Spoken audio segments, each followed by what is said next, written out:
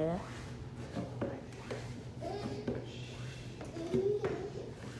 Okay, I'm going to stay on my butt to go outside. There.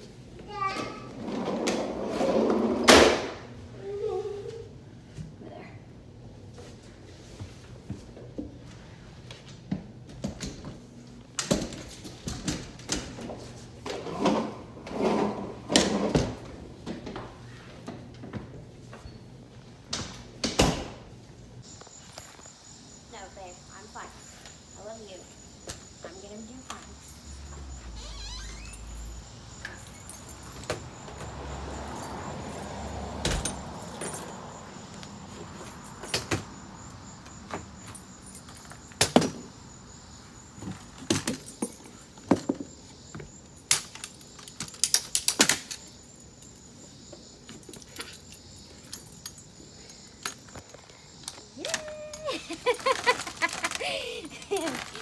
I feel so independent.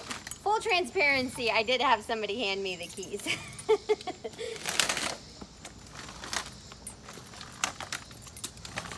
You can go over there.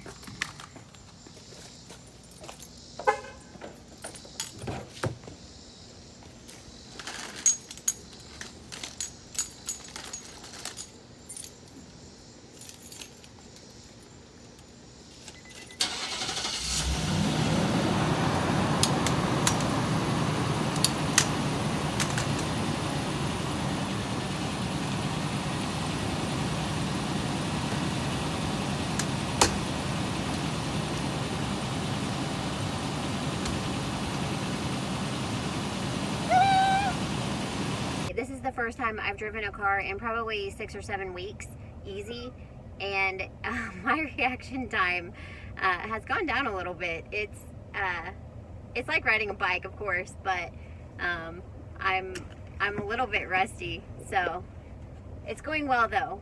Dangling my foot hurts a little bit, but I can just make it go up also, like that. I put the board under my leg at a stoplight, but then I took it back out because if my leg was in a straight position and I'm not able to bend it and I was to get in a wreck for some reason, man, I would probably lose my entire leg. So I pulled the board out and I'll just ride with it dangled, or until I need to pull it up, then I'll just pull it up. But it's going good. We made it to the library and I'm gonna sit in the car with my leg up on the board. Can you see that? Because there are some major steps and a huge long ramp to get inside, and so I'm hoping my son can get himself checked into this class that we signed up for without me, because I don't know that I could get up there. All I have is a walker. I've been trying to figure out how to get myself, once I get in the car, from the front of the car to the back of the car. That's easy, the walker, right? But then I have to balance to get either the knee scooter or the wheelchair out, and those are just common wheelchairs. They're nothing special. They're not lightweight. They're not you know, meant for forever. For me, it's just for right now, because I do know that they make some very light wheelchairs, but I don't have one. So once I would get to the back of the car, what does that look like? I'm not stable on crutches at all, so I don't even try. But would I sit on the edge of the back of the car, pull those things out, and then shut the hatch somehow, or would I stand up and try to balance and pull these things out?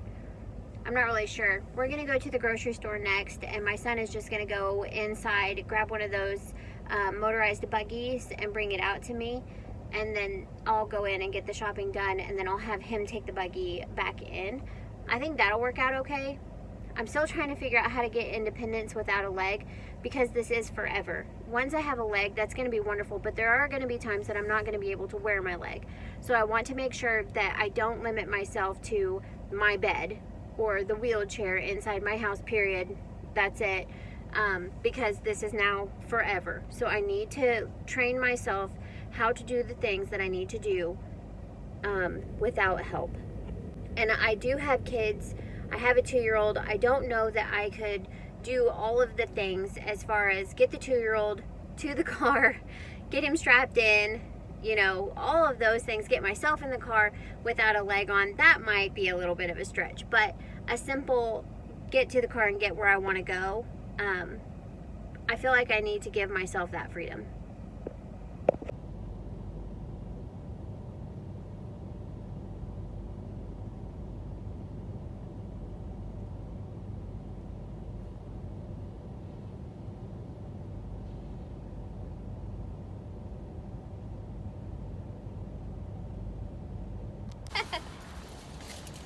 You're funny.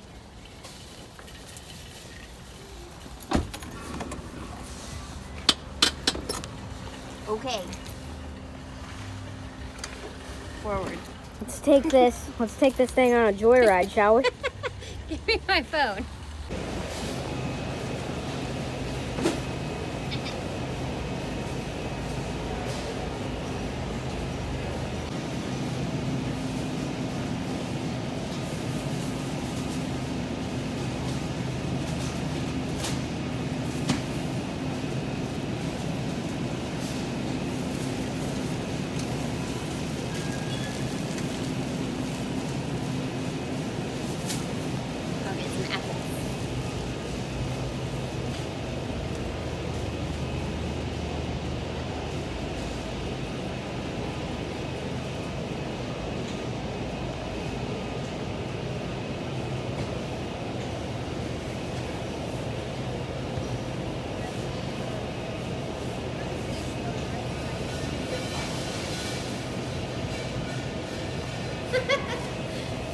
That looks great. Go for it. Go for it. He's so funny. Are you doing a video? Yeah, my mom, she has a YouTube channel because she's an amputee, so. True story. Okay, we're done. Alright, finally!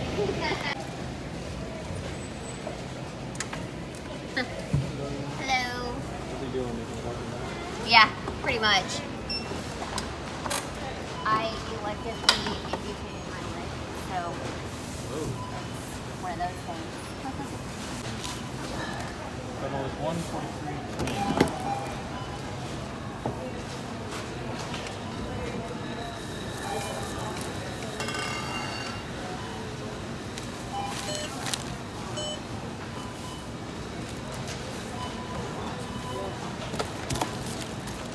$58.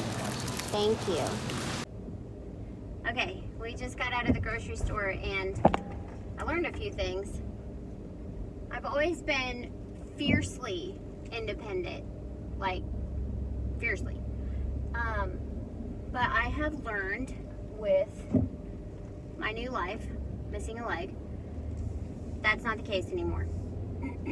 I have to be patient and dependent on people to help me, which is fine. I just didn't realize that until, you know, I cut my leg off.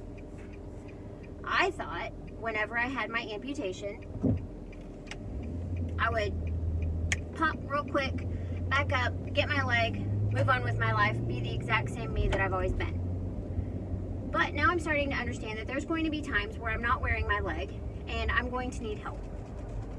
Okay, sorry, the whole thing fell off and I had to reattach it.